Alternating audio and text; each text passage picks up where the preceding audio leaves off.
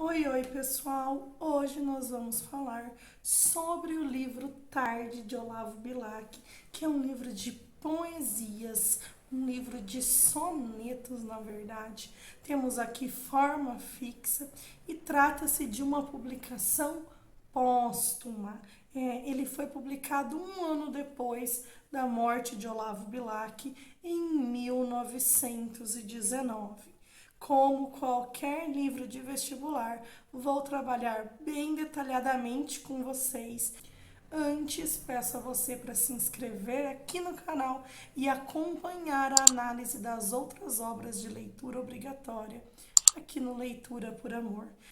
Se você for comprar qualquer produto pela Amazon, peço para que utilize nosso link, que está aqui no box de descrição, porque assim você ajuda o canal sem pagar nada mais por isso. Vamos juntos então? Olavo Bilac, gente, é o principal poeta do parnasianismo brasileiro, que é uma escola literária com grande preocupação formal. Então, aqui não aparecia os acontecimentos da realidade. Em 1907, Olavo Bilac foi eleito o príncipe dos poetas parnasianos pela revista Flonflon.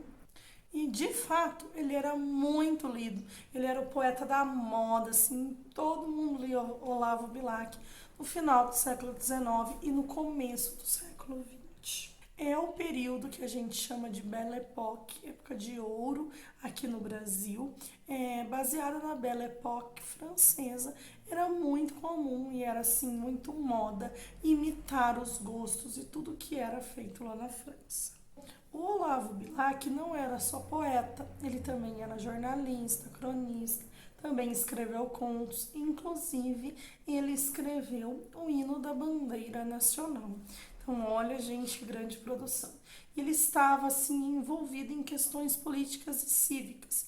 Ele defendia o abolicionismo e defendia também o ensino militar obrigatório para tentar diminuir o analfabetismo no Brasil. Não só o Olavo Bilac, mas outros autores parnasianos também tinham como ideia romper com os ideais do romantismo, que pregavam a arte como inspiração. O Olavo Bilac e os outros autores parnasianos acreditam no trabalho árduo, em muito suor, para que se chegue ali a uma boa produção literária. Ele e os outros poetas parnasianos queriam atualizar a arte brasileira. Só que o que acontece na Semana de Arte Moderna, o parnasianismo foi muito criticado. E até hoje, assim, há resquícios da crítica à arte parnasiana por conta do que foi dito lá na Semana de Arte Moderna. Bom, mas quais são os principais ideais dessa arte no parnasianismo? O primeiro, como eu já disse para vocês agora há pouco, é opor-se ao mito romântico de que produzir arte é inspiração. Produzir arte para um parnasiano é fruto de um árduo trabalho, só que esse trabalho não deve ficar visível quando você lê a obra, ele deve parecer natural. Também temos aqui no parnasianismo o princípio da arte pela arte, baseado na produção do que é belo. O poema deve ser um objeto estético harmonioso, perfeito, lapidado, assim como uma joia é para um ourives. E diante disso tudo, lógico que a gente já nota a busca pela perfeição formal.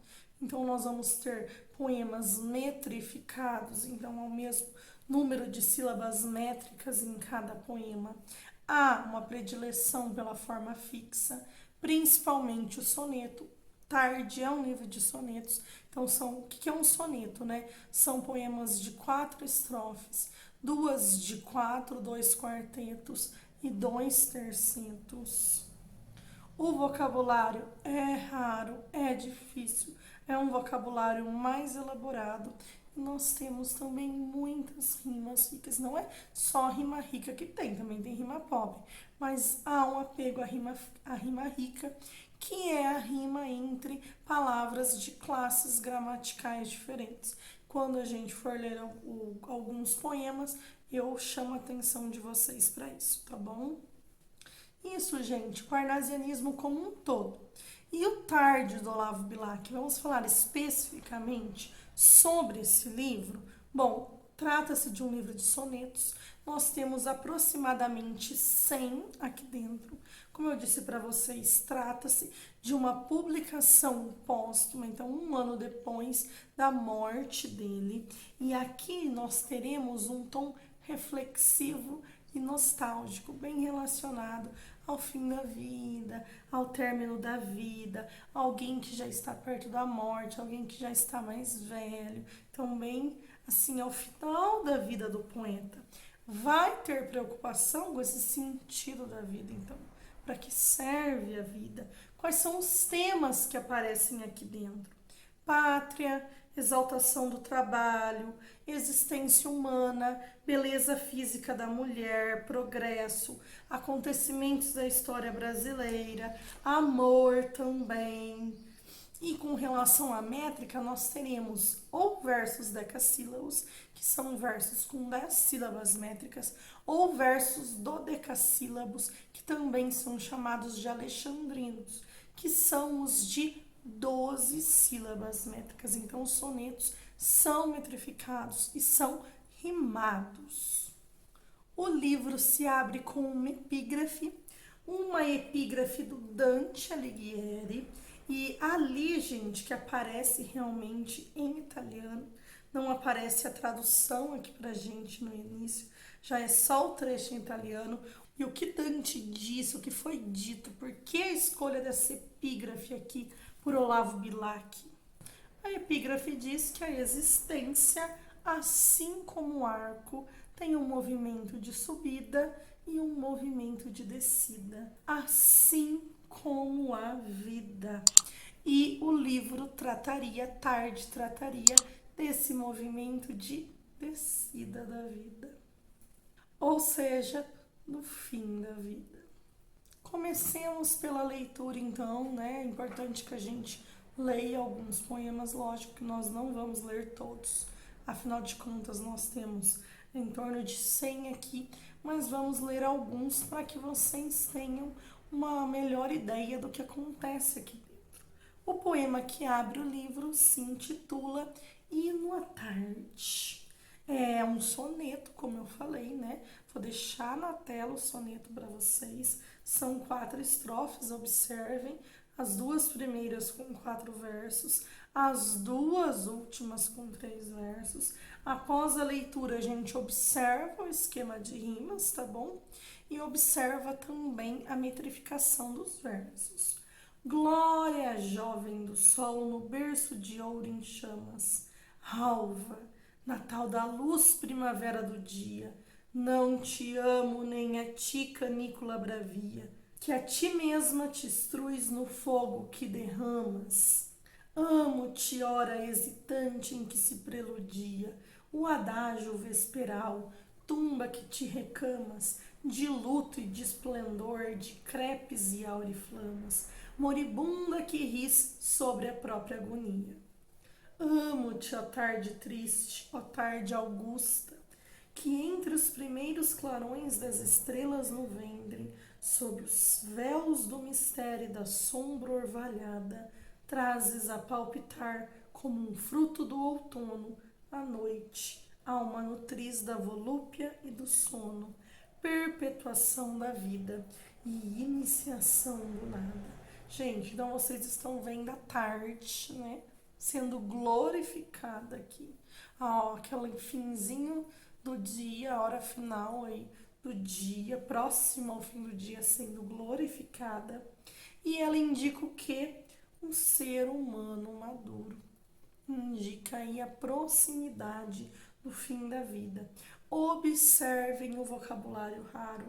Então a gente tem canícula, que é calor forte, estruis, que danifica, adágio, que é sentença, mas um monte de palavras pouco usadas no nosso dia a dia. Os parnasianos fazem muito isso, escolher um vocabulário mais difícil.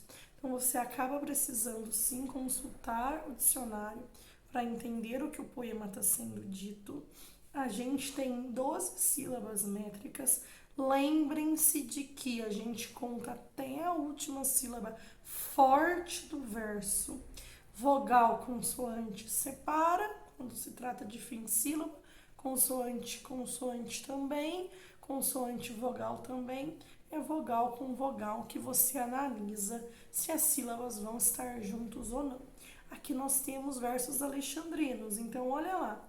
Glória, jovem do sol no berço de ouroem chã, porque o mas é fraco. Chamas. O chã é que é forte, o mas é uma sílaba átona, então você não a usa na contagem dos versos, porque a gente conta apenas até a última sílaba tônica do verso. Se vocês continuarem a contagem, vocês vão ver que todos vão dar 8, tá bom? Todos vão dar 12, perdão. Todos vão dar 12. Aí olha as rimas, gente. Chamas, que originalmente é um substantivo, está rimando com derramas, que é um verbo. Então nós temos um substantivo rimando com um verbo, nós temos aí uma rima rica. Olha, na segunda estrofe, outro exemplo. Preludia, que é um verbo, está rimando com agonia, que é um substantivo, mais uma rima rica. Mas temos apenas rimas ricas? Não, também temos rimas de classes gramaticais, de mesma classe gramatical, que seria o que a gente chama de rima pobre. Mas os parnasianos valorizam a rima rica. E todos os versos são rimados, gente. Então a gente tem chamas, derramas, recamas, auriflamas. Dia, bravia, preludia, agonia. Entre, ventre, orvalhada, nada, outono, sono. Se colocarmos o esquema de rimas, vou colocar aí para vocês, fica B, BA, B, A, AB, C, CD, E, D. Vai ser muito comum também ter vocativos dentro dos poemas. Aí a gente também nota vocativo, como exemplo, ó tarde triste, ó tarde augusta. Então, é comum também nos sonetos de Olavo Bilac ele se dirigir ao interlocutor, que aqui no caso é a tarde, tá bom? Temos um outro poema aqui que se dirige à pátria, se intitula Pátria e já começa com um vocativo. Pátria, latejo em ti no teu lenho, por onde circulo, e sou perfume e sombra, e sol e orvalho.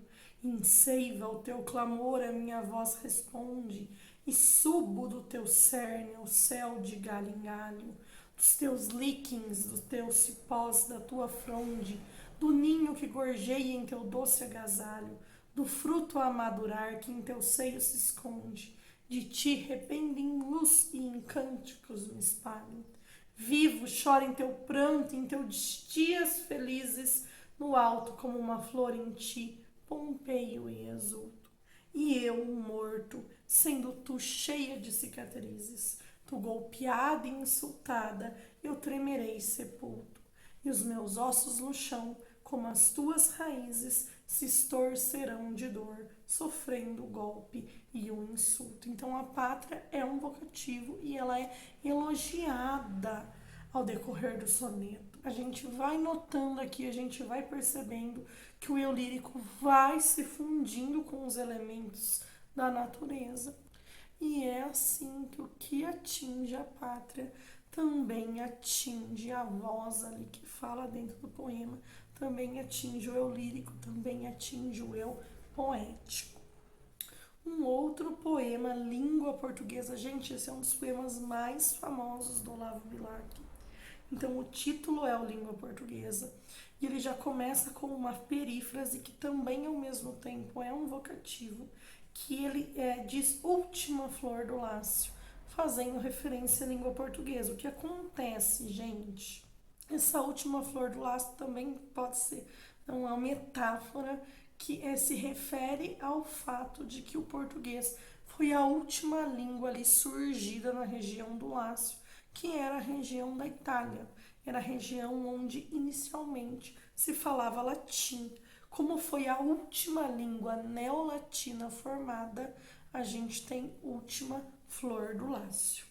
Última flor do Lácio, inculta e bela, exam tempo, esplendor e sepultura, ouro nativo que na gangue impura a bruta mina entre os cascalhos vela.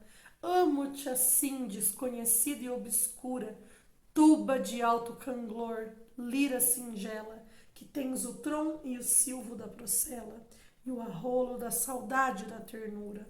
Amo o teu viço agreste, o teu aroma, de virgens selvas e de oceano largo. Amo-te, ó rude e doloroso idioma. Olha outra vocativa aparecendo.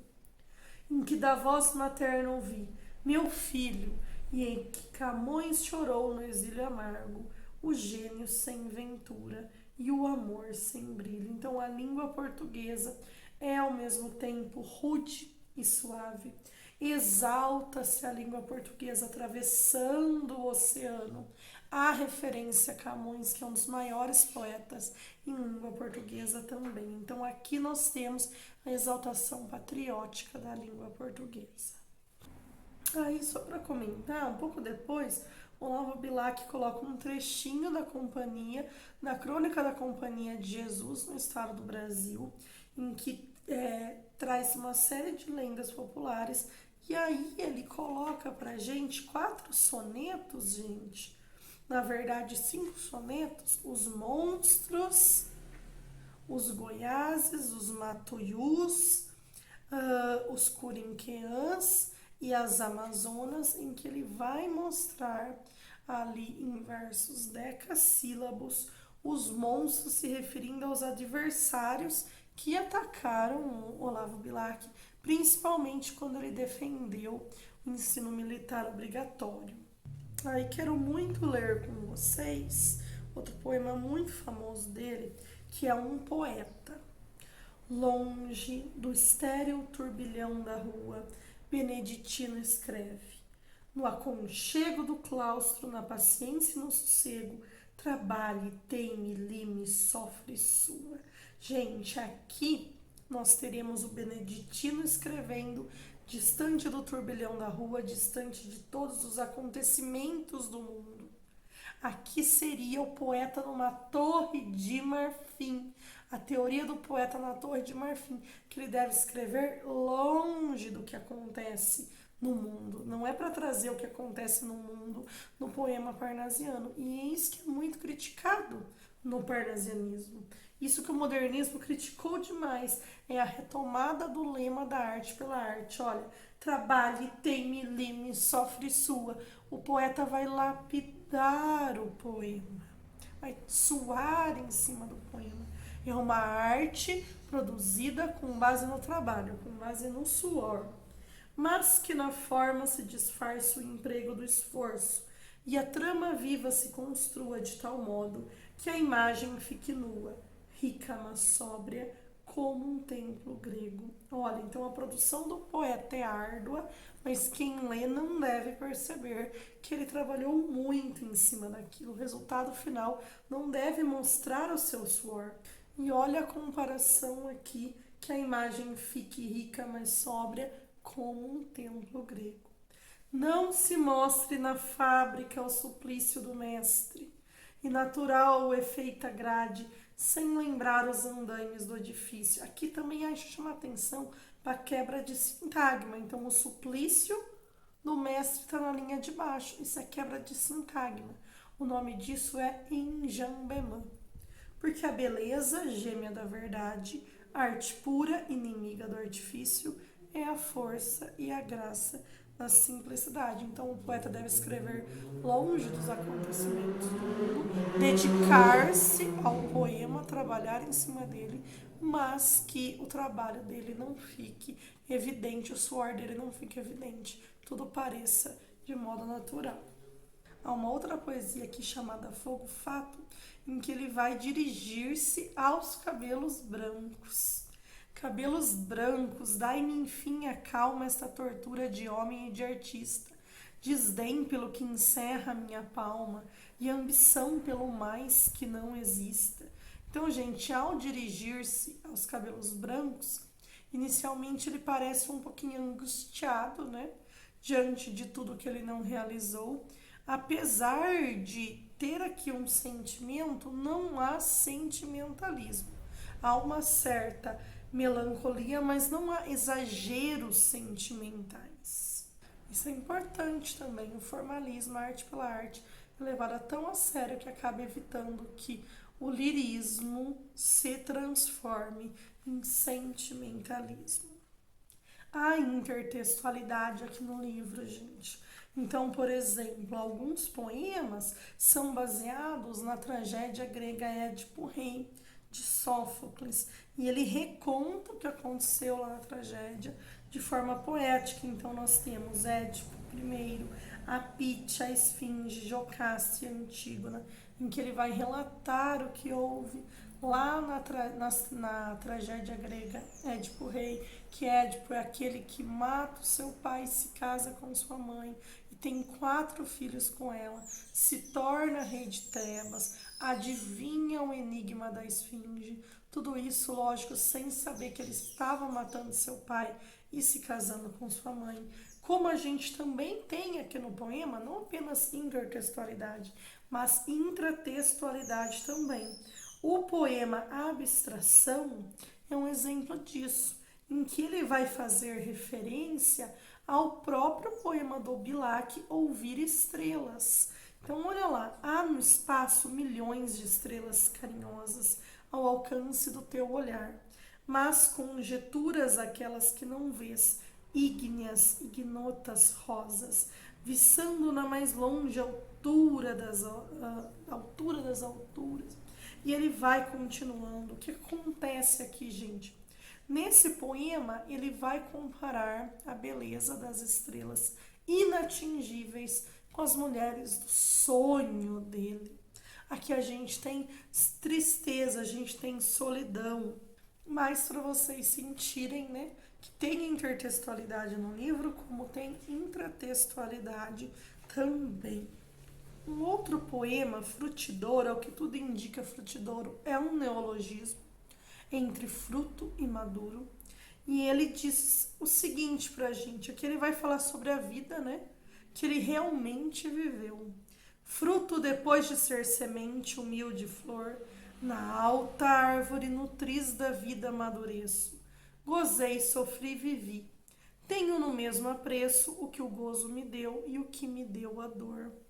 Então ele está na maturidade, ele está no outono, que venha o inverno.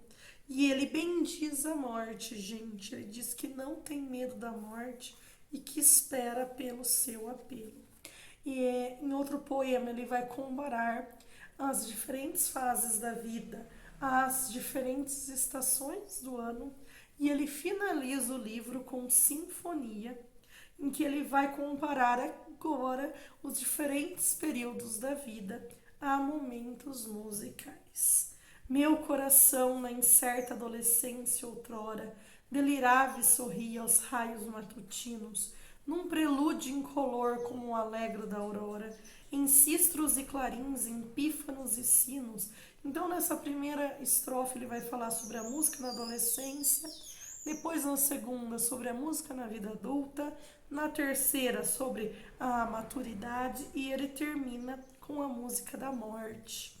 E herói que estalará num final, nos clamores dos arcos, dos metais das cordas e dos tambores, para glorificar tudo que amou na terra.